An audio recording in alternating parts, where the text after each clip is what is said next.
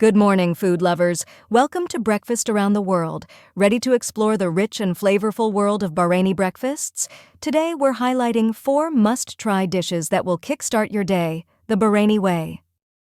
First up is balalit, sweet vermicelli noodles cooked with saffron and cardamom, topped with scrambled eggs. It's the perfect blend of flavors, from sweet to savory, and a true breakfast favorite. Next, we have fowl, mashed fava beans spiced with cumin, garlic, and a splash of lemon juice. Served with olive oil and warm bread, it's rich and filling. Now let's dive into Genki, a spiced chickpea dish that's brimming with Bahraini flavors.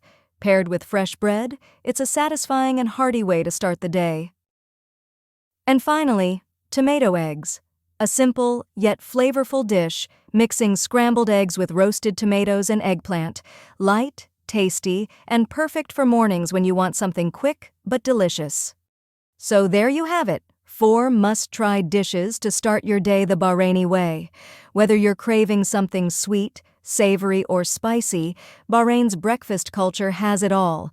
Don't forget to like, comment, and subscribe for more Breakfast Around the World.